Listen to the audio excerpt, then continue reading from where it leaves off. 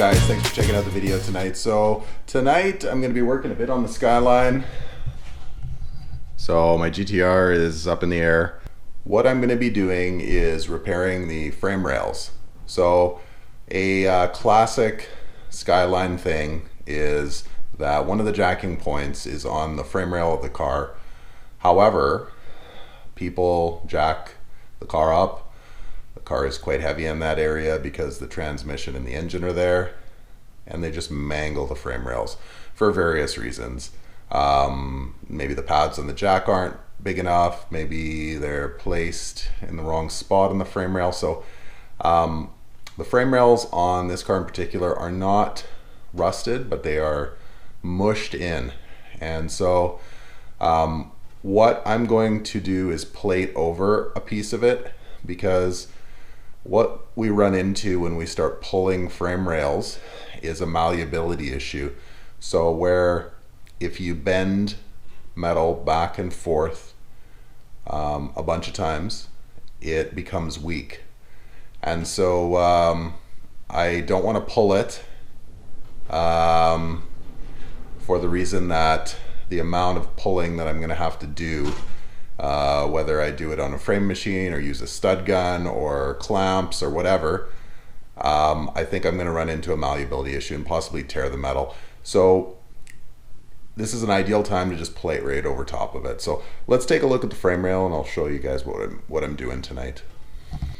Okay, so car's up in the air. Okay, so going under the car here.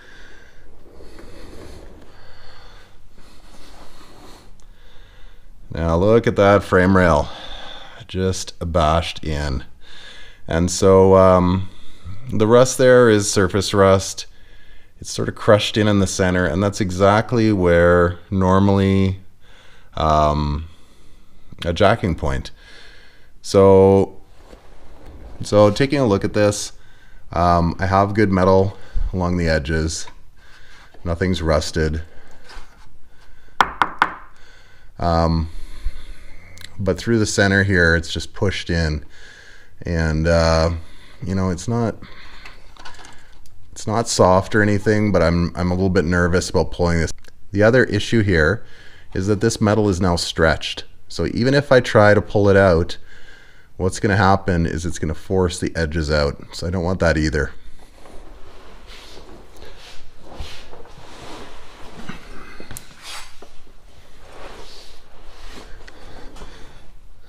Okay, so what I did instead is I made up a patch and I dimple dyed it for some strength and to allow any sort of moisture to get out. And the idea is I'm going to weld that right there, creating a nice big flat spot for a lift or for a jack, to get that jacking point back. In addition, I'm going to be doubling up the thickness of the metal. As well, because I haven't pulled it, it's not going to affect the edges. So I'm going to weld that up and go from there. All right, guys, a little bit of welding, a little bit of grinding. Yeah, it's turned out pretty good.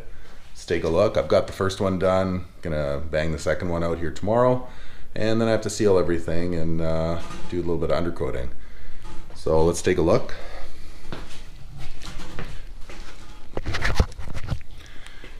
Okay, so this is just freshly welded.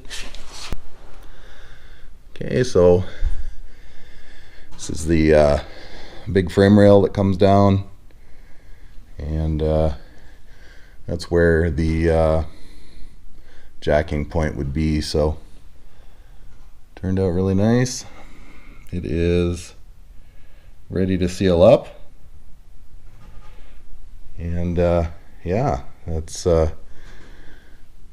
good for the car, so I don't have to worry about an unstable jacking point anymore. This is part of you know, owning an old Japanese car. There's going to be rust, there's going to be damage. Just roll with it, get it fixed up.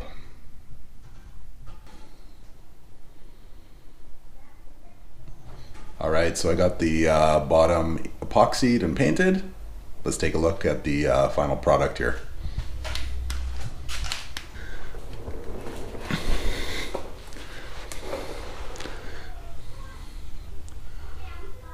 All right, there we are.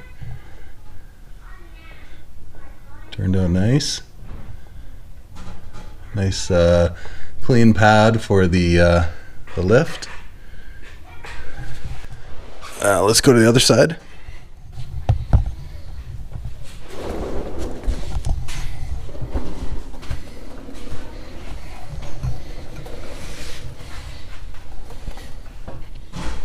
All right, here's the second piece.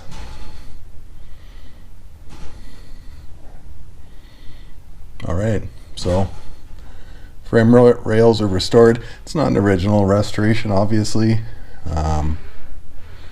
but who cares? It's gonna work.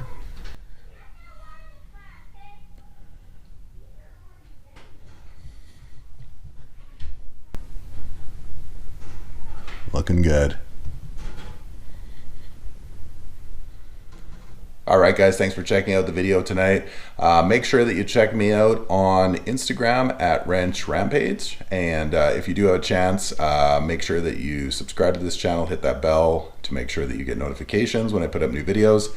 And next week on Thursday, I'll be putting out another 20-minute video. This is just a quick update of the kind of stuff that I'm doing weekly in the shop here. All right, have a good night.